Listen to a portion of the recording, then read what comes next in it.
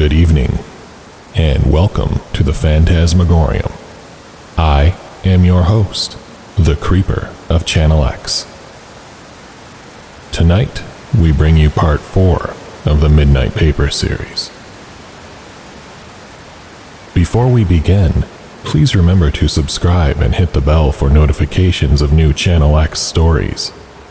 And if you enjoy the stories, please hit the thumbs up button on the video. And now, please enjoy. There's a strange newspaper that's only delivered at midnight, part 4.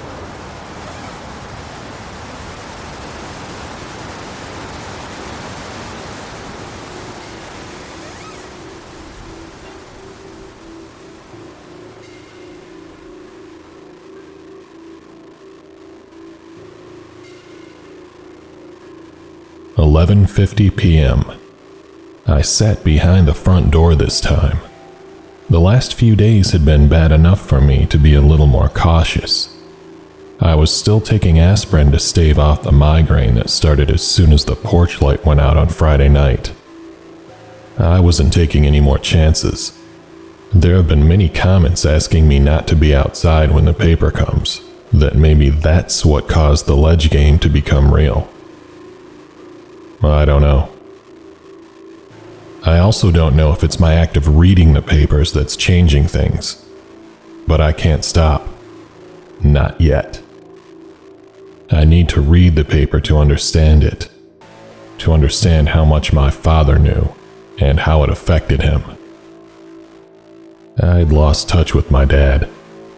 The funeral was hard on him, hard on all of us.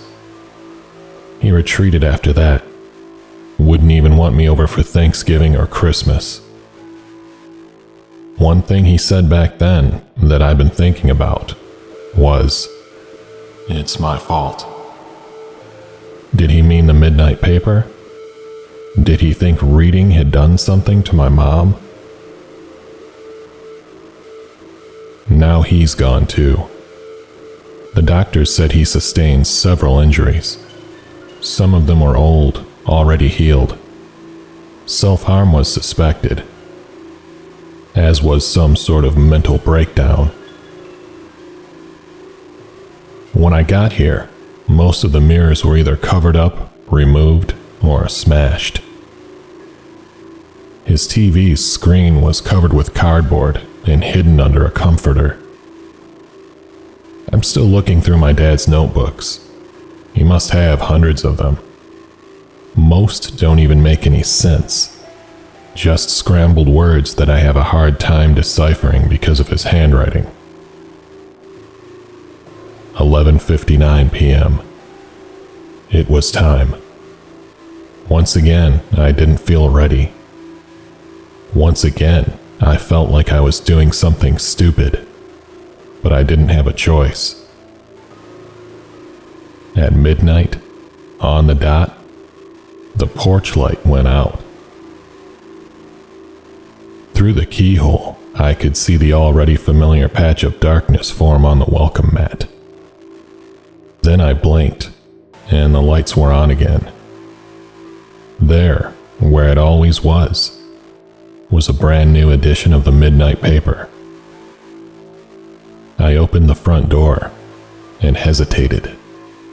I was looking at that bundle of bound black pages with the same kind of cautious respect reserved for dangerous animals and predatory pieces of machinery. You don't put your hand anywhere close to a meat grinder. You don't try to grab a rat or a raccoon with your bare hands. But I walked over and grabbed the midnight paper anyway. The second I felt its pages touch my skin, I thought that I should have worn gloves. Whatever. It probably didn't make a difference. I was going to read it, and that was probably worse. I repeated what was quickly becoming a sort of ritual.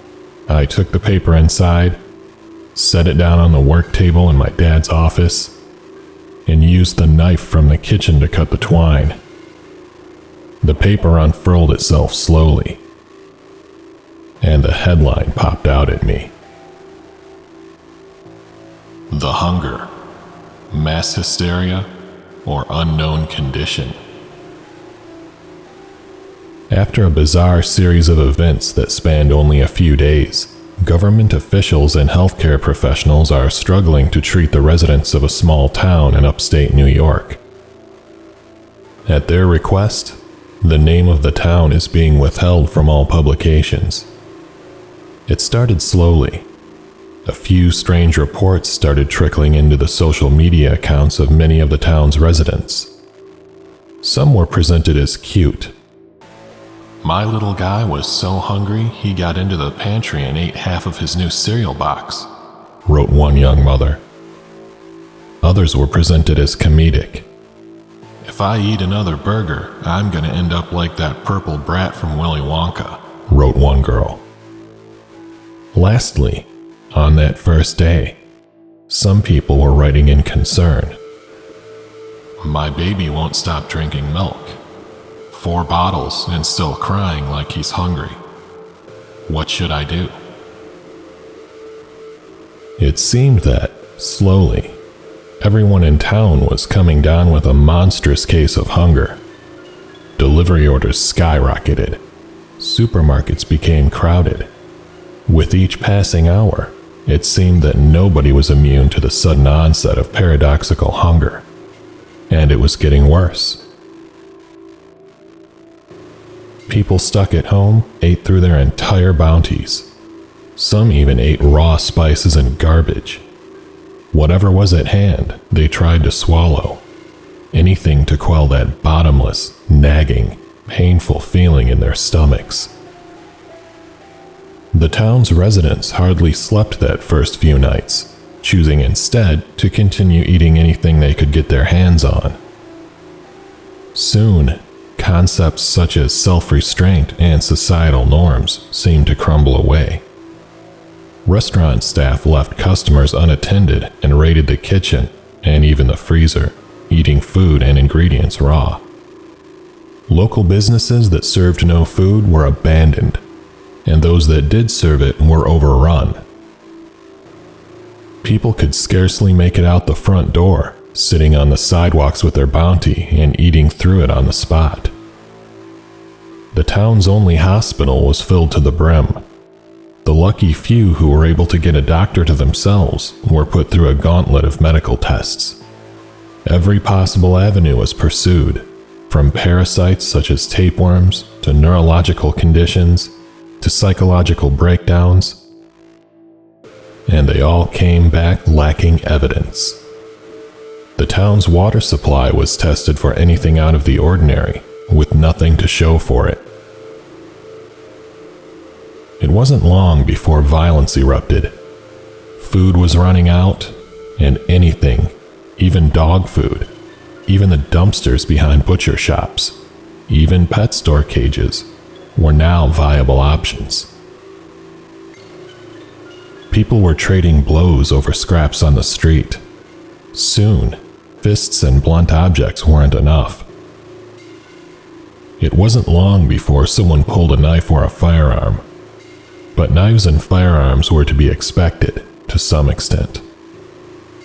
What wasn't expected, what was downright unspeakable, was when people started using their teeth. It was less than a week before it happened, and once it did, it was as if a line was crossed. One person did it, so it became an option for everyone else. Bundles of discarded, bloodied clothing became a common sight. The residents were soon joined by several out-of-towners, concerned family members and friends, law enforcement agencies, medical experts. Most of these people were never seen again, and those that were had already joined in. Through it all, a few social media accounts remained active. Most of them were incoherent or entirely mute, simply liking anything related to food. And soon, just liking anything that showed a person or a pet. One account, however, contained just enough coherent writing to quote in this publication. Everything you eat has a soul, the anonymous user wrote. You consume it when you eat it. We can eat much more now. Eat something and take it into ourselves. We can eat life itself if we keep going. Some are eating the ground and becoming this place. If the sun came down, we could eat it too. Reports from the town have since gone dark. Local law enforcement agencies have established a barricade around the area, effectively cutting the town off from the rest of the world. There have been sightings of the military as well, with some rumors even stating that gunshots and explosions have been heard. It's troubling, then, that there has been a trend of social media posts of uncontrollable hunger from surrounding towns in the area. Government officials have stated that there's nothing to worry about. These posts are part of a social media frenzy, a sick joke, said a representative whose name has since been pulled. The people in the town are being treated, and there's absolutely no danger of other towns succumbing to the same condition. As soon as I was done reading, I backed away from my dad's desk as if it had suddenly caught fire. This one was worse. Worse than the ledge game. Worse than the removal doctor. Worse than the new kid. If this one became real, it was unthinkable. Horrible. I grabbed a garbage bag from the kitchen and used the knife to push the midnight paper and the pieces of twine into it. I took the bag into my dad's backyard and pulled the grill's cover off. The midnight paper made a dull smack as it landed on the grill's metal bars. I screwed the cap off and flipped the bottle over. Before the lighter fluid even left the nozzle, the black pages began curling up and breaking into tiny motes and floating away.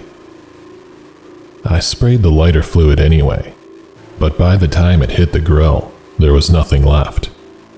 The midnight paper had vanished in seconds, breaking up into pieces so small I couldn't even see them fly away. I collapsed onto my dad's living room chair, the migraine already back at full blast. You were right. I shouldn't have read it. I should have listened to my dad, because when I turned the TV on, it was set to the news, and they were talking about several encounters with a strange man. A strange man who claimed to be a doctor.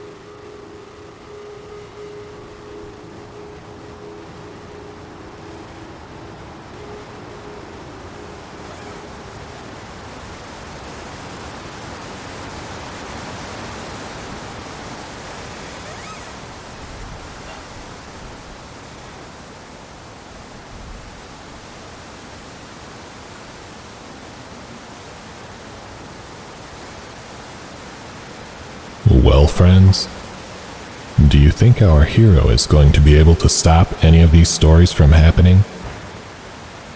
The good doctor is already making an appearance. We shall see. Stay tuned for part 5.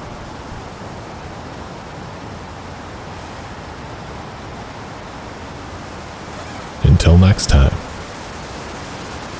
stay hungry.